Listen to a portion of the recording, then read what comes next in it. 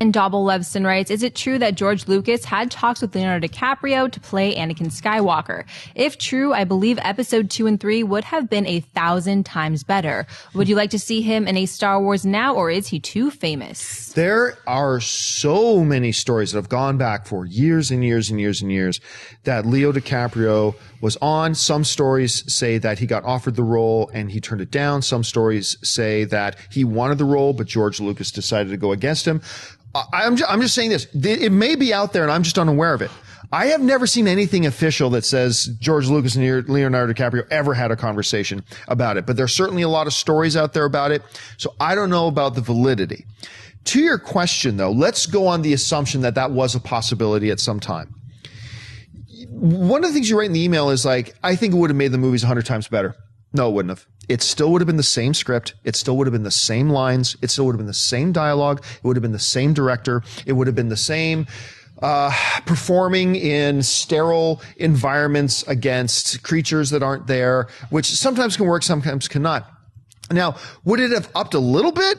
Yeah, because those awful lines that were spoken would have been spoken maybe in a little bit more of a believable way. Because, I mean, Leonardo DiCaprio is an incredible talent. It's funny going back and reading the old chat boards. This is going back over a decade when that rumor first came out. How many people were against the idea of Leo DiCaprio? Because he's just that Titanic kid. He's the teen heartthrob guy. And now we're all like, if only Leo DiCaprio had been in Star Wars. But honestly, would it have been an improvement? Yes. Would it have made a difference? There's so much wrong. I mean, I understand the prequels have their fans and everything, but there's so much wrong with those movies. Leonardo DiCaprio being there instead of Hayden Christensen wasn't going to change anything. Just that the performance we got out of that one character delivering those awful lines would have been a little bit better, but I don't think it would have made that much of a difference. Would I like to see him moving forward, though? Never a mistake to add talent. So I would certainly not be opposed to it. He seems like a little bit too big of a name for me to be in Star Wars, but you're not going to hear me complaining if they say episode 9, Leonardo DiCaprio side up. You're not going to hear me complain. So I don't know, Christian, you heard about this. You read this question. How would you respond to it? I'm going to go on the other side of this a little bit. And I do think that the movies would have been better, because of this reason why. Like, the chemistry between Hayden Christensen and Natalie Portman is abysmal. Oh, awful. It's awful. Just awful. Yeah, and no chemistry. No chemistry. And even with those bad lines, there have been movies with bad dialogue and bad lines, but the chemistry between the actors were so good. I tend to think that DiCaprio and Portman's relationship would have been better because they're both really good actors. I think that because Natalie Portman, who I love as an actress, I think she was bad in those movies, and I think she didn't know what to do. I think she was lost in that environment, and I think having someone strong like DiCaprio would have even helped her performance. Yep. Script still would have been the same. CGI would have still been the same.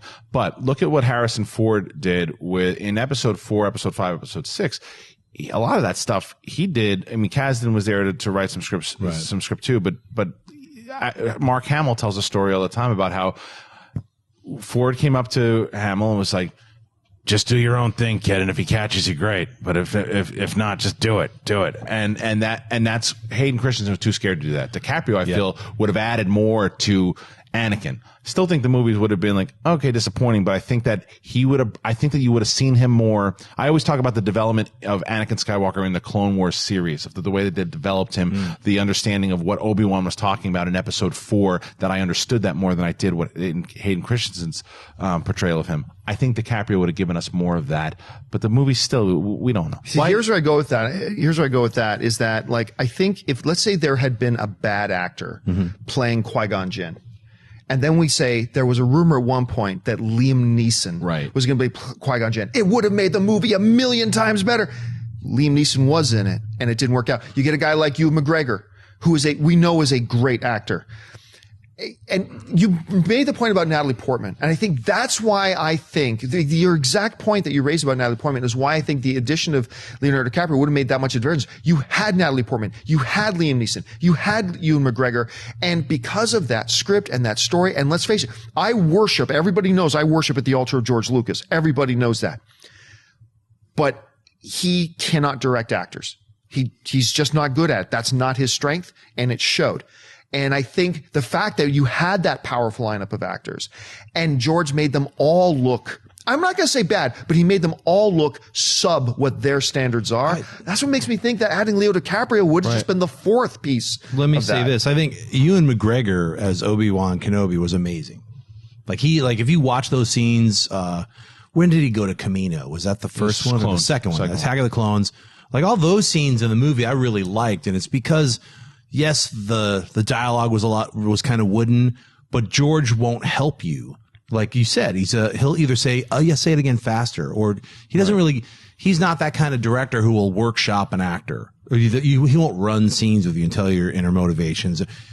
He expects you to bring it. You're a prop. You're a prop to him. They're unfortunate necessities to George Lucas. But what I think when you're a refined and really smart actor like Ewan McGregor, I know Ewan is on record saying he was frustrated, talking to a ball in a green screen, and a lot of people, have problems, which it's very difficult as an actor to be in a sterile environment talking to an orb and not getting a action reaction. That acting is reaction mainly. So. But I think Leonardo is such a great actor that he would have, and no dissing on Hayden. Hayden's had a couple of really great roles. I think Shattered House or Glass Houses. Remember we played that lawyer. My Life as a House and Shattered Glass. Yeah, he's been in a couple of House movies, but he's a good actor. In this film, there was no one holding him. He just fell off a cliff, and there was like.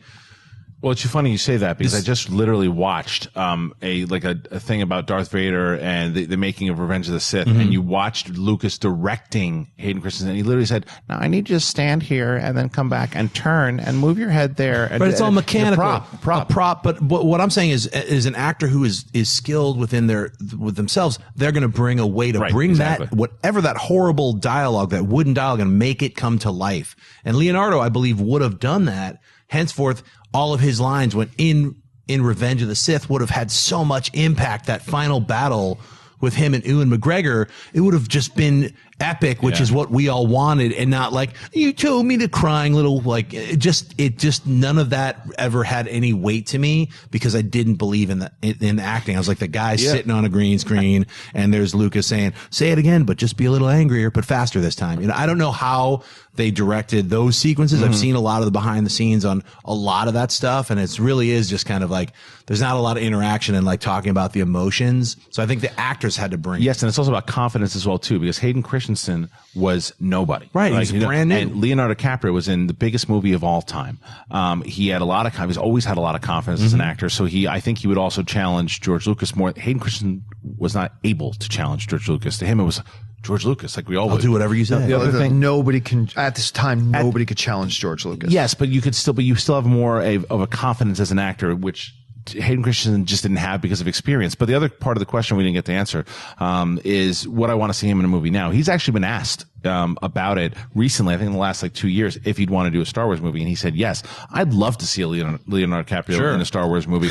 I agree to you that it's going to take away at first. At first. But it didn't take away in Django Unchained. Yeah, or Sam L. Jackson as Mace Windu. When I first heard that he was cast, he took away from me. He took away from me. Really? But for Leonardo DiCaprio, when he was in Django, and he pops in that movie, and he just became candy to me.